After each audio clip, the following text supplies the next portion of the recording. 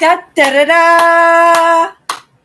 What's my good cheer? Welcome, everybody. Let's give YouTube a couple of minutes to get those notifications out. In the meantime, if you've never popped into one of my lives before, hi, I'm Cindy. I explore the inside and the outside. And I have to say, I have to make myself the butt of my own jokes sometimes. And it's how I bring that energy when I walk in the door to my lives. It's why I have the same spiel. And that's what it is. It's a spiel. I understand. I have 5 seconds to catch your attention, right? And maybe to, I don't know, throw a little something back at you in those 5 seconds that might say, what's she all about? Let's give her another 5 seconds. But again, if you've never popped into one of my lives before, hi, I'm Cindy. I explore the inside and the outside. I work in emotions, and for the most part, I'm working in my own emotions. And today was no different. I was in deep, and because again, we got this word yesterday. And again, if you've never popped into one of my lives, we have been picking a powerful word every week on Monday, and we're working all week with that one word, looking at it in different perspectives, maybe coming up with an experience, maybe some insight by somebody I admire out there. And if you're yapping in the comments, right, give me a suggestion as to some of those great thought leaders out there that you would appreciate, taking a lesson from. I take in a lot of lessons from a lot of amazing, amazing people. And sometimes those lessons are the most important thing. They hit home. They impact me so hard that they become a part of me. And yet it's only one lesson. And I may never come across the person who offered up that lesson to me as a gift ever again.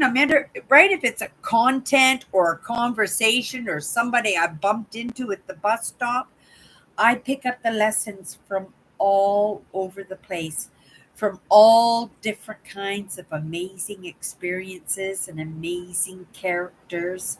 And that's the truth. And, it's not something that I just started in these past half a dozen years or so when I started waking up to some of these ideas.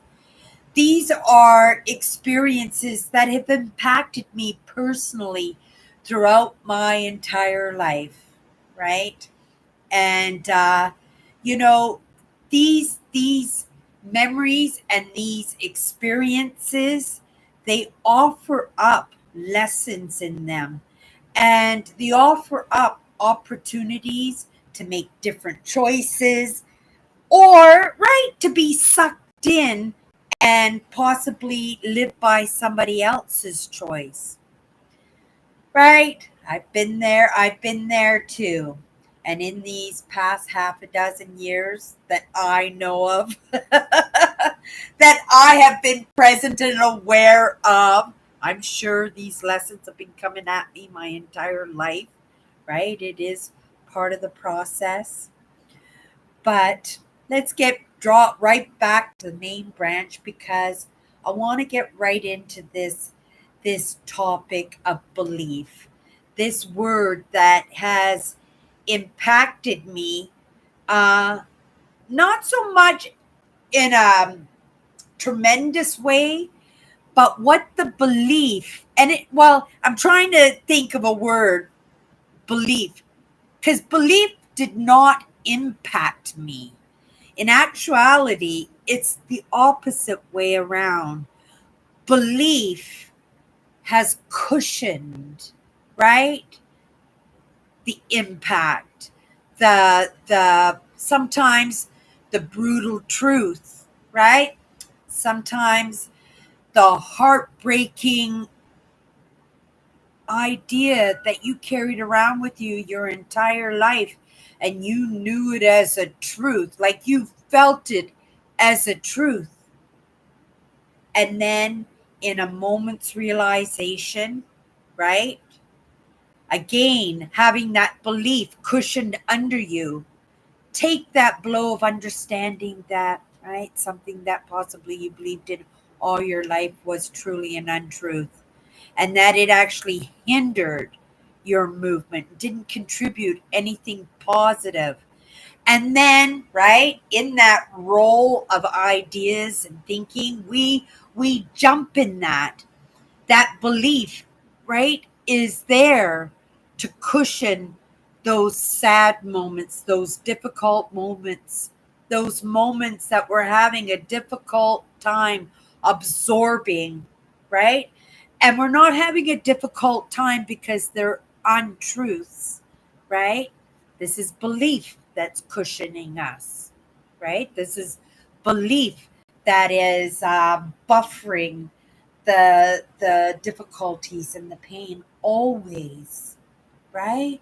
What you think about is realized, and what we think about on the norm is what we believe to be true, and what we believe to be true is always not always true. And that's the truth, right? But if you can leave yourself open and be willing and understand that you have that buffering there, that you have that trapeze or safety net of belief, right? It makes you a little bit braver, right?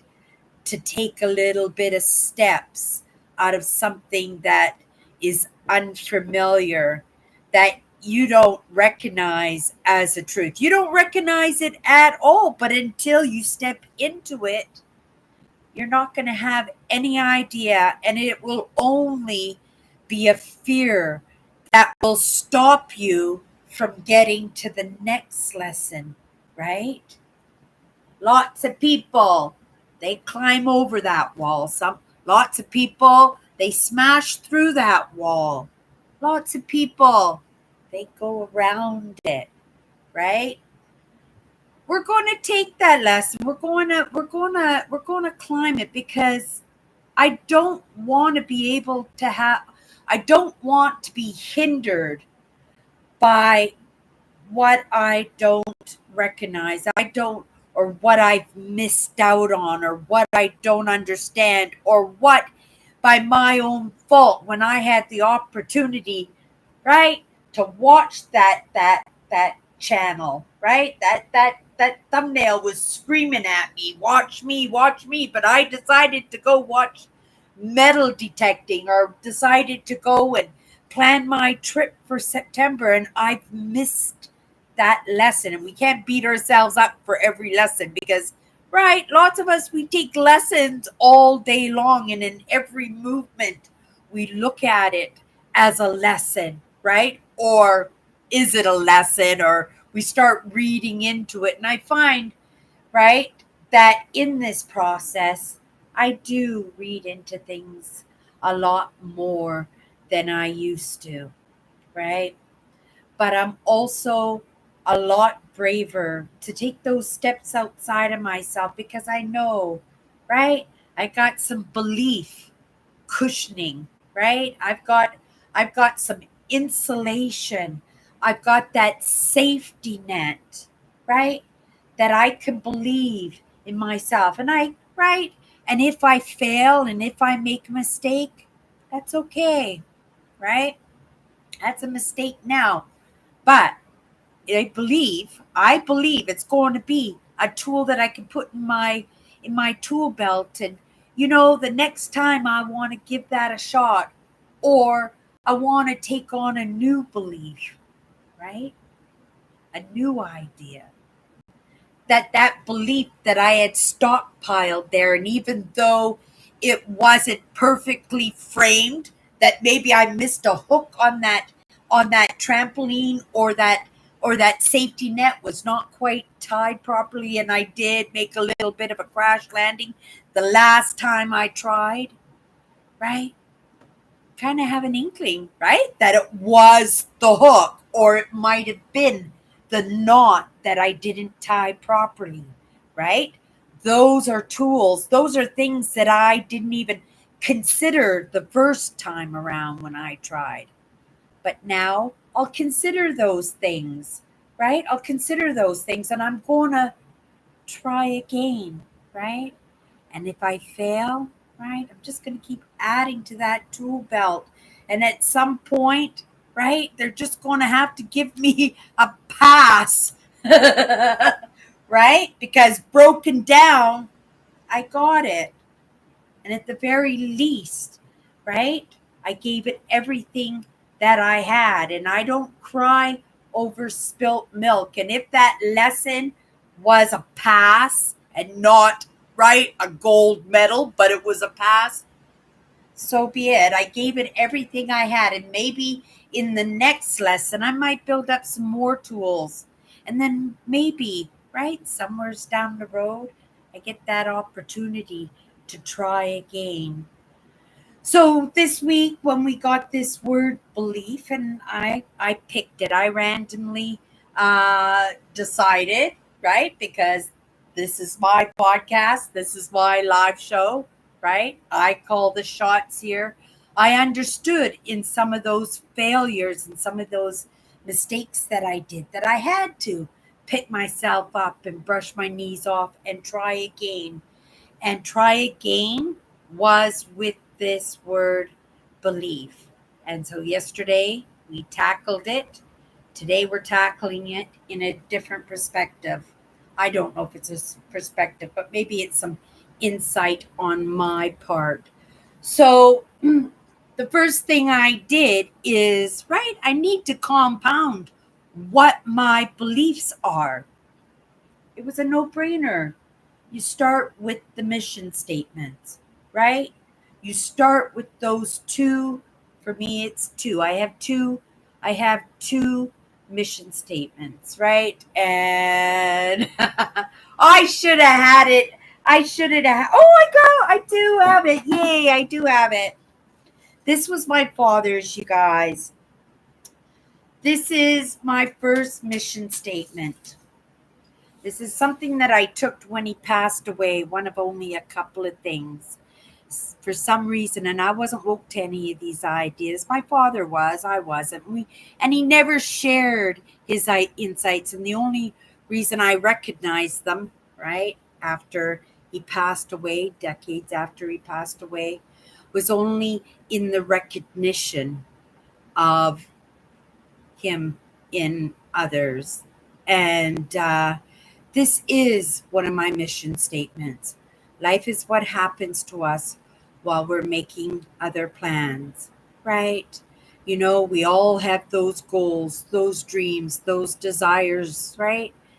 And I believe that, you know, as a human soul, okay, a human and a soul, that sometimes those parts of us butt heads, right?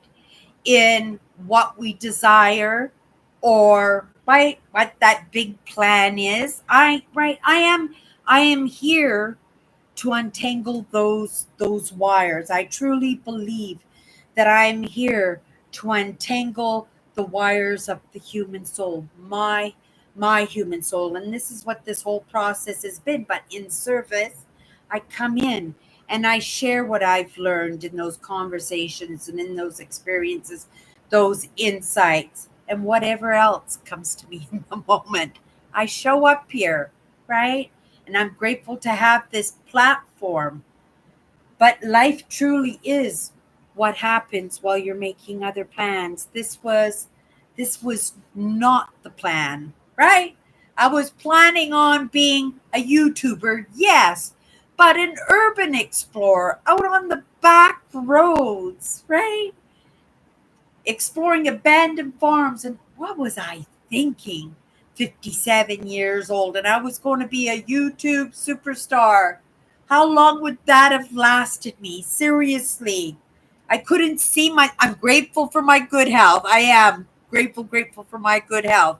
But I can't see myself at 80, 85 years old exploring abandoned one-room schoolhouses and churches and, right, abandoned houses with torn floorboards. For myself, I can see that. But it's not sensible because the human, right, is going to break down at some point, right? Long, long ways away from now. I'm going to be that 85-year-old that's on her mountain bike with her basket, riding her bike, and I'm grateful for my good health. And I'm looking forward to being, not in this moment, but in the future, 85 years old and riding that bike, right? But there are no guarantees in that. And at 85 years old, things start breaking down, and maybe I won't be able to get out onto the back roads, right? Maybe my eyesight will be so bad that, right, Autopack, which is our insurance company here in Manitoba, right? They take my driver's license away because I'm one of those granny drivers who are just hogging up the road, and I have become a bit of a hindrance. I have no idea, right? But it made sense to me that I would change. And even though I thought I was rocking it as an urban explorer, I changed. And my ideas about urban exploration changed. My love for nature, the love for history, right? That didn't change, but it did pivot into something else, right? I was doing the back road explorations, right? I was sharing my trips to workshops and seminars, and I was sharing my journey even back then, even when I wasn't totally aware. And I'm still not totally aware, but things come to me as they come to me. And I move with that. And I move with the change because I understand life is what happens to me while I'm making other plans. So I'm not going to worry that I'm not an urban explorer anymore full time, because when I am on the roads and I do come across the bandits, not 85 years old yet. And if I can manage to get through those fields or up that hill or down that stream or into that gully, I'm going to do it. You guys know I will. So this was, right, mission statement number one. Life is what happens to us while we're making other plans. And we have to remember, and we can't beat ourselves up because, right, things don't look the way that they should be or the way we expect it to. All that work we put into it going there, and why are we there, right? Don't question the lead because it is a lead, right? And if you trust with that believe, cushioning, insulating, right, netting us, enfolding us, containing us, then we should feel good about making that movement and just keep making that movement towards you want and what you desire, and those goals that you set up for yourself, because that's your life, right? And each and every one of us has that right to create our life, but just remembering, right, those wrenches are going to be thrown into our life. There's going to be heartbreak. There's going to be frustration, right? There's going to be anxiety. There's going to be grief, but there's going to be joy and excitement and wonder and dazzle and maze and love, right? But it's only in our choices. What you think about is realized. And so, right?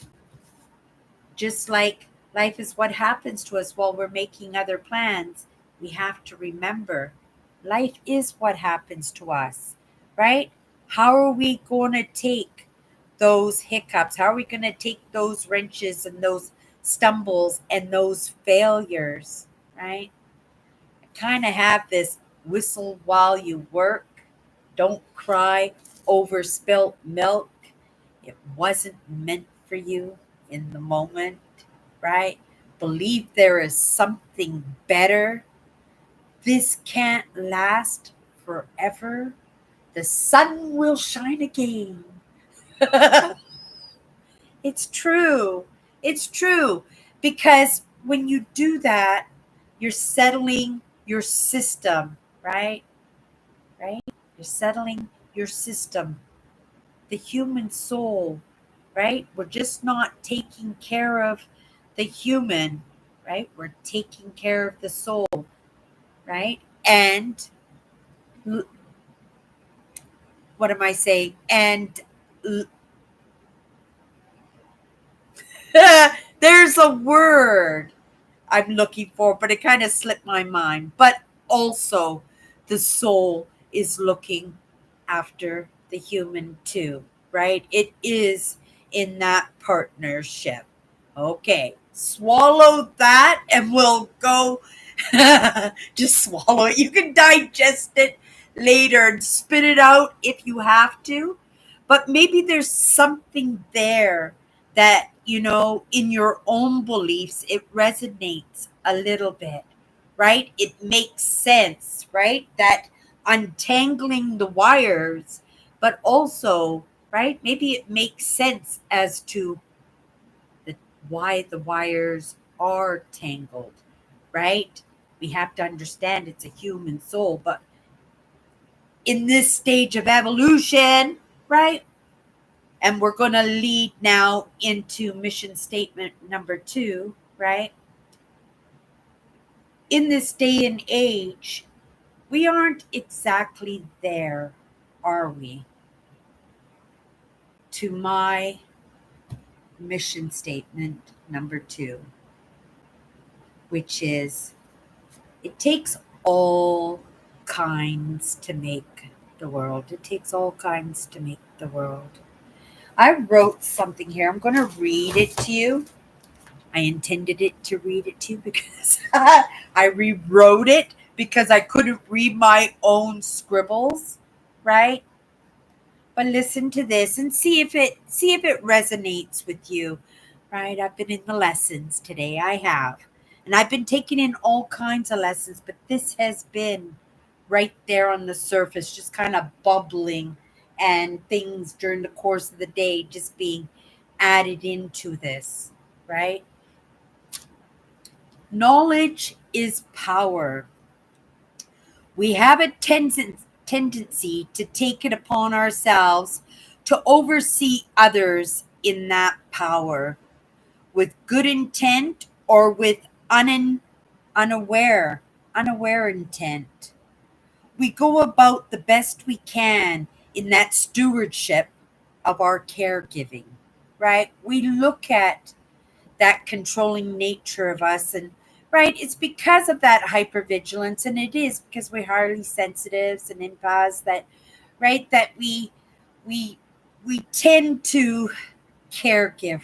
We tend to control our surroundings, and in controlling our surroundings, we tend to want to control those around us in our surroundings. And right, and when I say unaware intent, is because, right, if you're doing that, then I expect that we're unaware, right? That because we wouldn't intentionally do that, would we?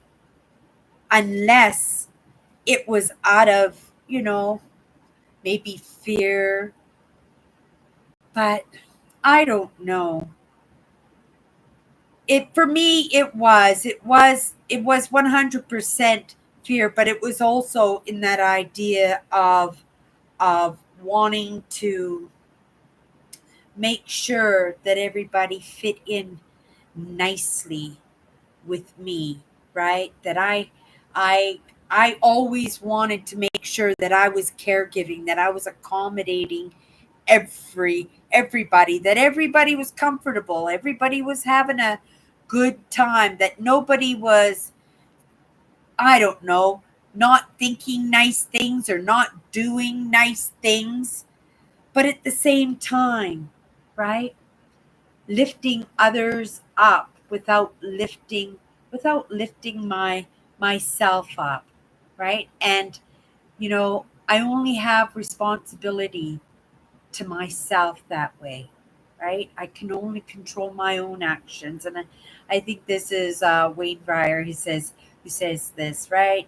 You know, you can only control, right, your own actions. You cannot control the actions of others, right? You can't. I can come in and spew whatever I want, but you're going to think whatever you want. You're going to leave this conversation, right?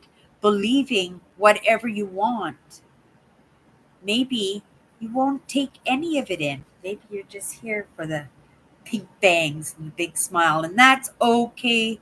That's okay too, 100%. Okay, so let's go back into your. I was going to read, I got sidetracked. We have a tendency to take it upon ourselves to oversee others in that power, right? Knowledge is power. With good intent or with unaware intent, we go about the best we can in that stewardship of our caregiving, right? I believe it takes all kinds to make the world. Right? It's one of my mission statements. In our evolution as human souls, we are still prejudiced at that which looks and acts differently in their relatability to ourselves. Right? It's getting a lot better, you guys. Right? We have been working up to this point in time where we might be willing to give a little bit of respect, a little bit of time, and a little bit of tolerance to what we have never possibly had a chance to positively interact with before, right? And that's the truth, because what we don't get, what irks us, what we don't think is right. You can't hang out with me. We're part of the it crowd, right? You're not wearing Prada or Nike, right? You're out, right?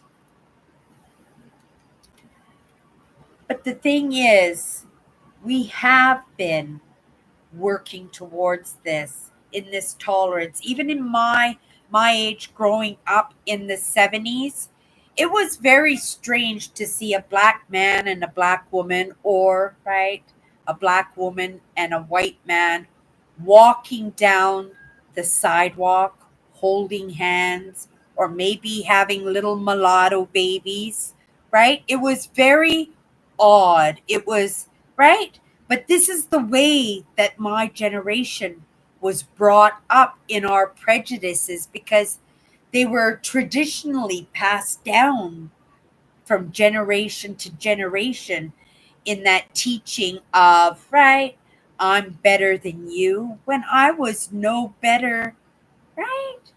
I was, oh my goodness, right? I couldn't even bring myself to believe that I was equal to anybody out there. And yet I was taught the N word, right? We had candies that we ate that were, right, named after the N words, right? We still stared at the mulatto children and the black and white couples, right? Then the lesbians and the homosexual men, right?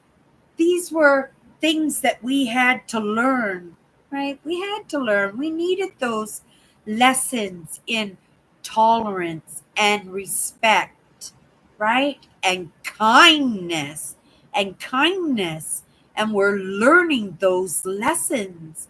Like, it's so obvious in the evidence, even in the past 50 years, how far we have come, right? Martin Luther King, right? Mandela, Gandhi, Mother Teresa. They're all characters that have been getting that ball rolling, right? And we're still far from that. But we are transitioning now, right? There is no, give me some more time. I need some more time. We're there. We're there now. So we're going to get thrown into that mix where we're just going to get slapped in the face with the truth. And because of this digital age, we're being introduced to different cultures and different traditions and different religious ideas and different political ideas and wars going on the other side of the planet that we might never have even known was going on, and we're being impacted by all of that, right? Now these are facts, right? But it's forcing us to wake up to what's truly going on. And you can imagine that third world countries, that those little children are looking at TikTok videos and Instagram videos and shorts on YouTube, and they're looking at the cultures in some of these more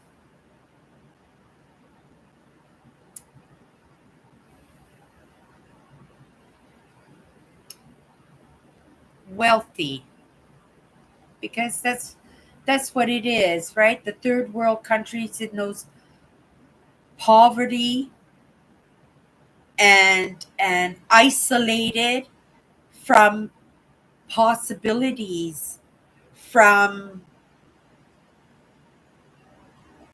well, I'm going to just say, even here, it took a while for Canadians to have flushing toilets and running water and electricity, right? It is a process, and it's a process we're all going to move into. We're all, right? I suspect that it's going to be cool to be woke, and it's not too far off. It's going to be really cool to be woke.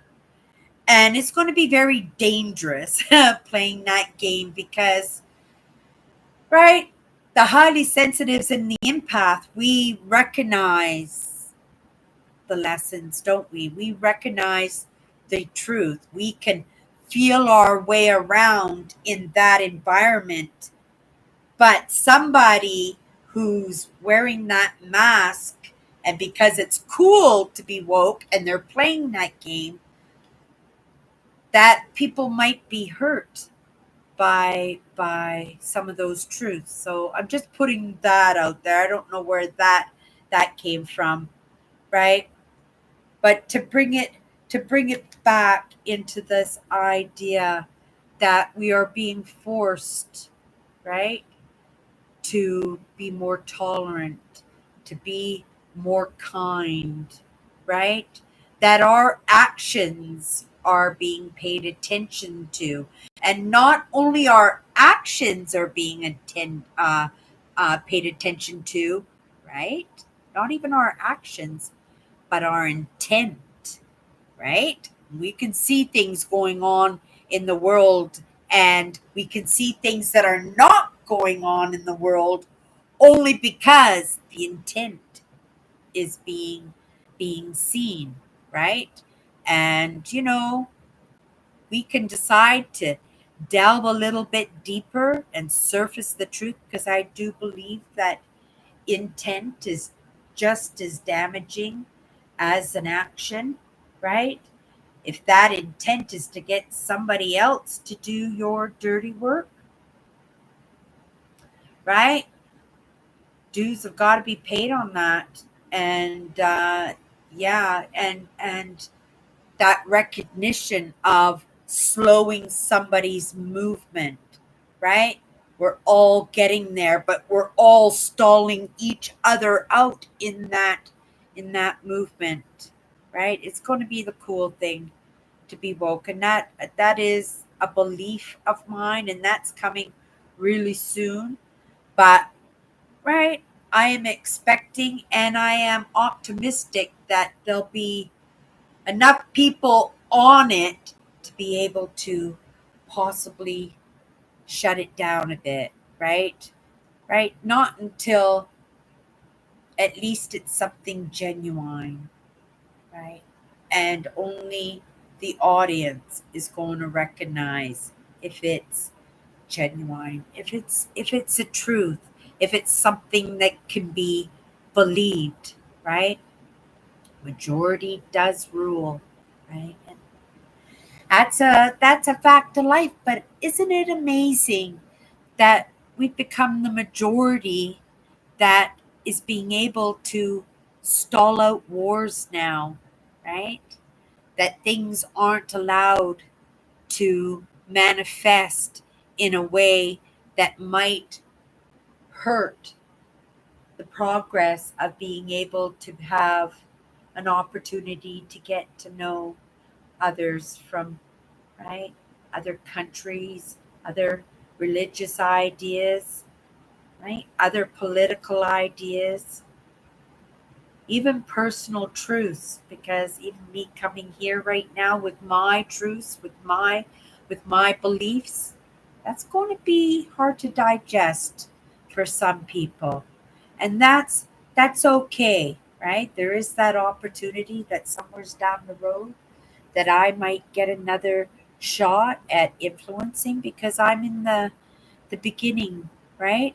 Myself, and I can be like a bull in a china shop sometimes, but it's only right in that, but excitement of wanting to care give, right? Wanting to well, get that ball rolling for us, because the sooner we can get this done, right? This is evolution. We're in the midst of it right now. And I live in a province that was specifically built for me, right? I live in Manitoba, Canada. I live in the center of North America, right? Center of North America. You get right to the center on the map of North America, and you're going to put your finger probably pretty close to Winnipeg, Manitoba, where I live, right?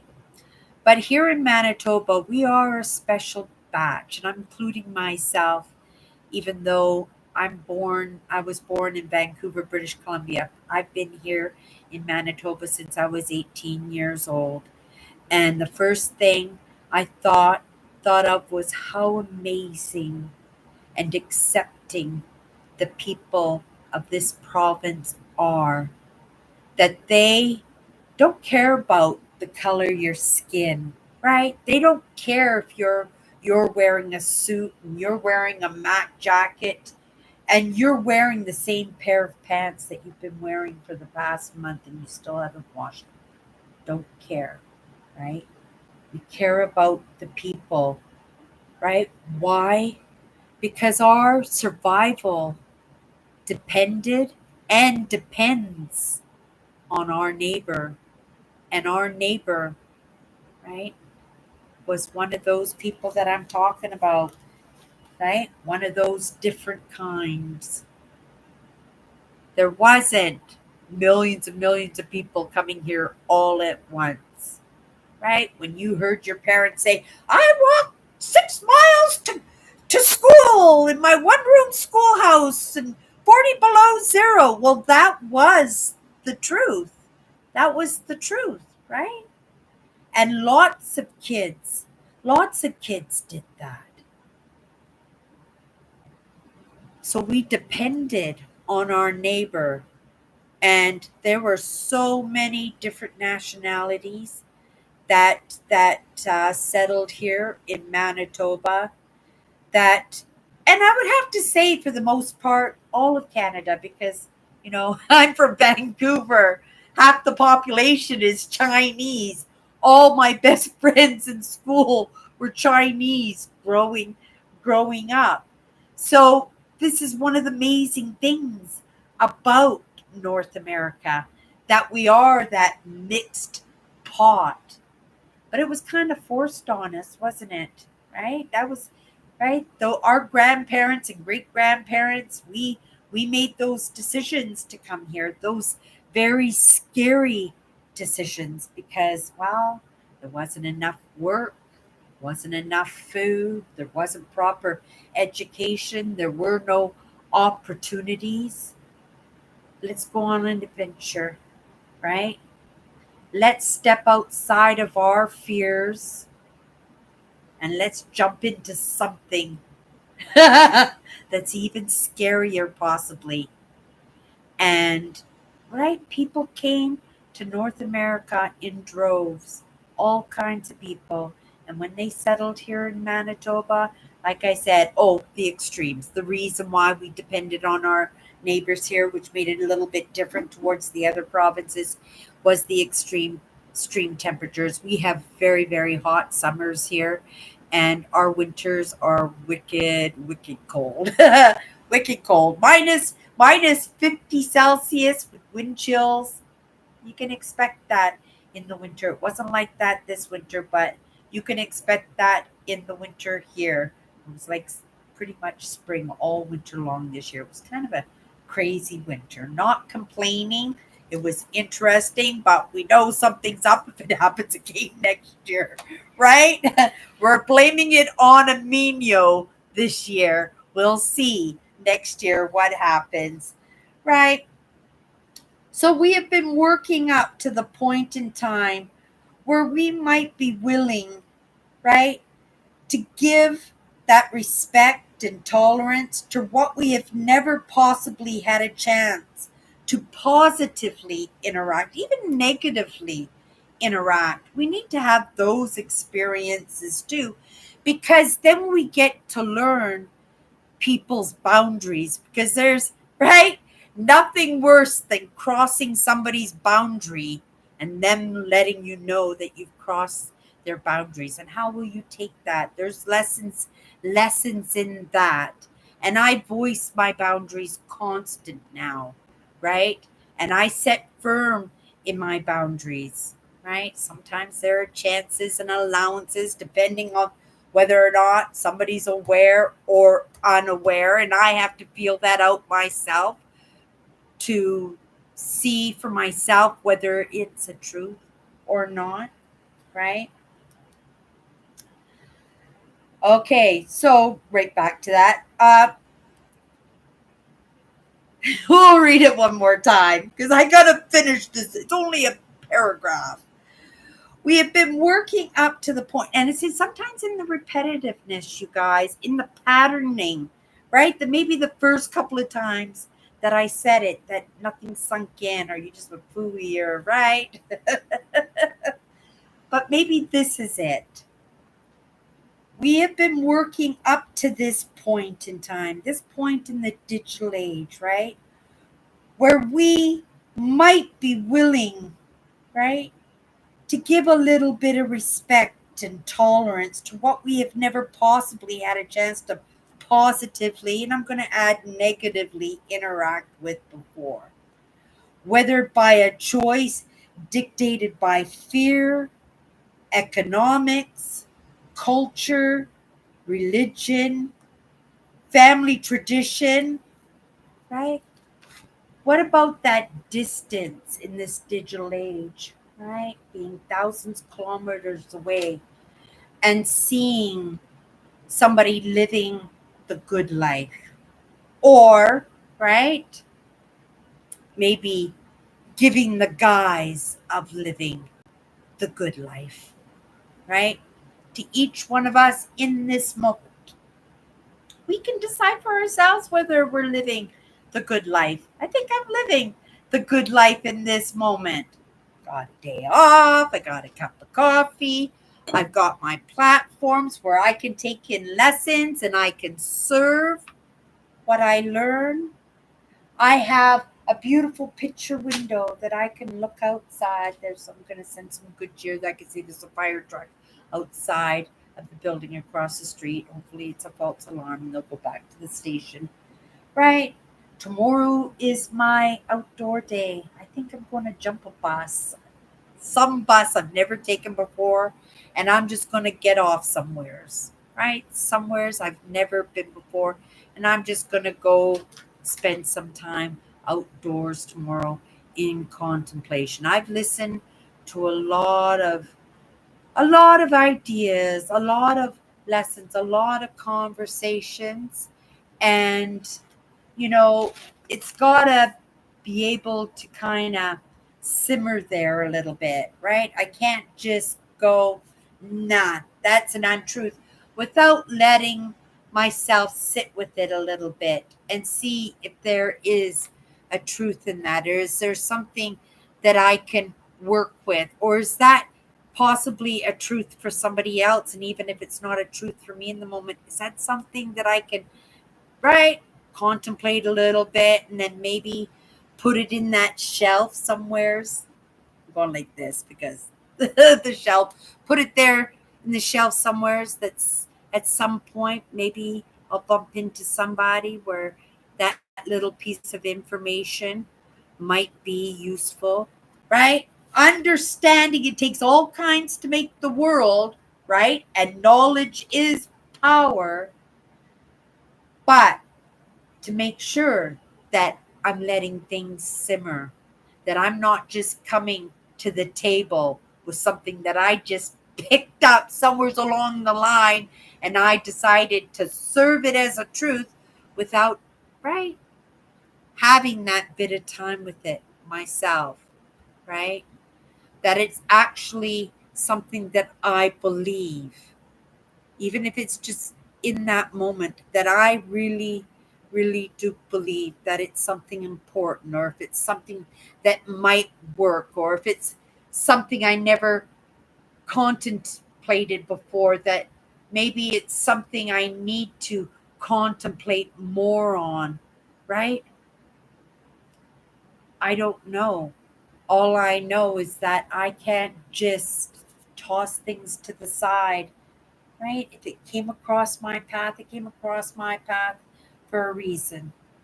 And I've got to not figure out what that reason is, but I'll feel it out. And if it comes to me, great. If it doesn't come with me, right, it can go on its merry way. And if there was a lesson in it, right, I'll expect that it's going to come back and play itself out again. Okay, you guys. That's my good cheer. Everybody, I'm going to call it a night now because I have been in it and I need something cold to drink now. And yeah, I want to call it a night, and we'll see everybody tomorrow. Um, yeah, that's my good cheer.